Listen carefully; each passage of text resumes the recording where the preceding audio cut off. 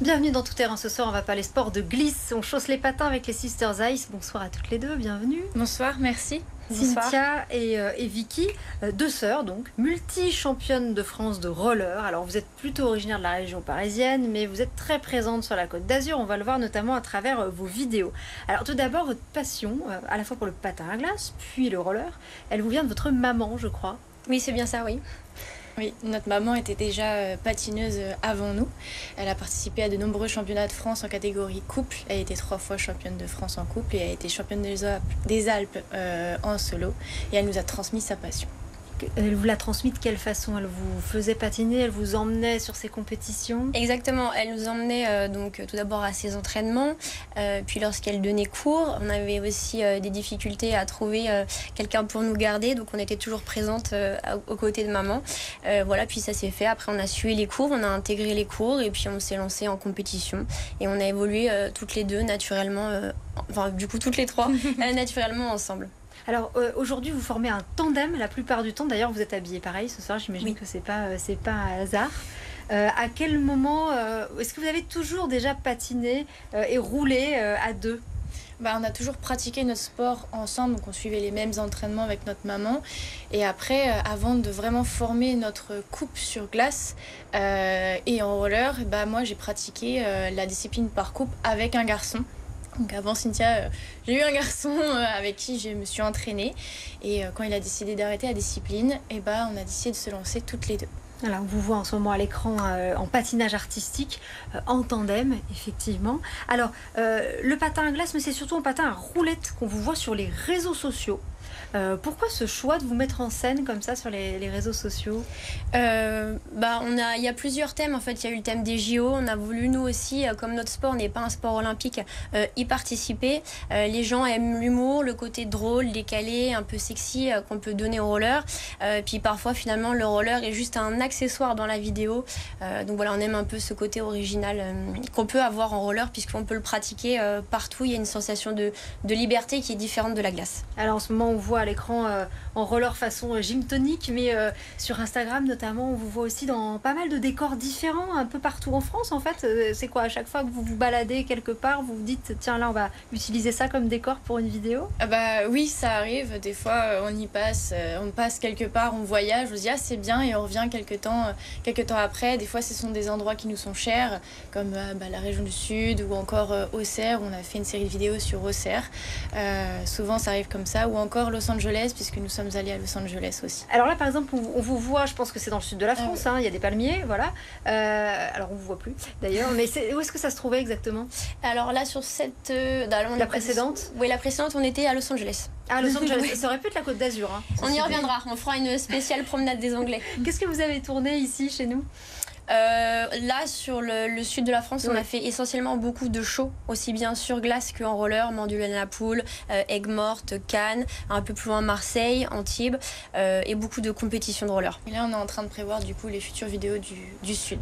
Ah, bon. On a déjà fait pas mal de repérages, donc voilà. Prochainement, je pense qu'on pourra ajouter Nice aux vidéos. Où est-ce que vous allez tourner à Nice? Vous pouvez déjà nous le dire? Allez. On garde ça quand même. On garde secret, on travaille. On affine encore le projet. Bon, on va surveiller votre compte Instagram de près. Alors, plus sérieusement, parce que vos vidéos cumulent des milliers de vues, je crois qu'on vous voit aussi dans des clips, c'est des apparitions au cinéma. Oui. On a patiné dans le film C'est le monde à l'envers avec Michael Youn qui est sorti au mois d'octobre. Dans les clips, on a fait le clip de Thomas Dutronc, Joy Jonathan, Orla, aux Cévennes. On a patiné également pour de nombreuses émissions de télé. Donc voilà, on se produit aussi bien en compétition, en spectacle, en shooting et en tournage. Oui, parce que y a les vidéos parfois cocasses, etc. Mais derrière, il y a énormément de travail, évidemment. C'est quoi l'intensité de vos entraînements?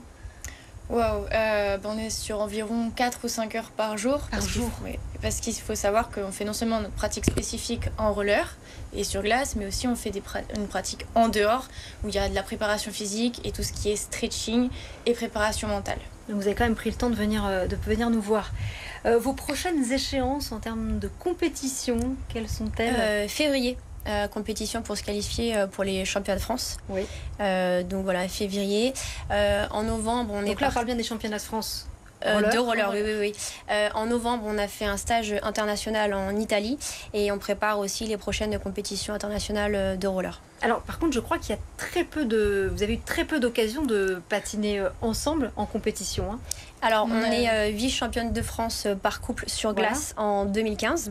Et là, on prépare les Gay Games qui auront lieu à Valence en 2026. Ça sera une deuxième occasion pour nous de performer en compétition en tant que couple féminin sur glace. C'est quelque chose que vous défendez, de pouvoir patiner deux femmes, deux hommes, voilà, qu'il n'y ait plus forcément cette règle immuable du couple hétéro sur la glace.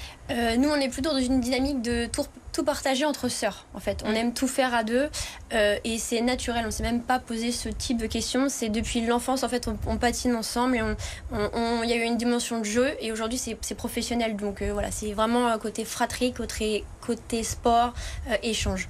Je vous pose cette question quand même parce que vous avez une alliée de fait, hein, c'est la patineuse sur glace Gabriela Papadakis qui récemment s'est exprimée sur son choix de danser sur la glace avec une autre femme, l'américaine Madison Hubbell. C'était lors d'un gala en Suisse et c'est la première fois qu'on voyait deux femmes patiner ensemble à ce niveau-là. Qu'est-ce que vous vous êtes dit en voyant ça ?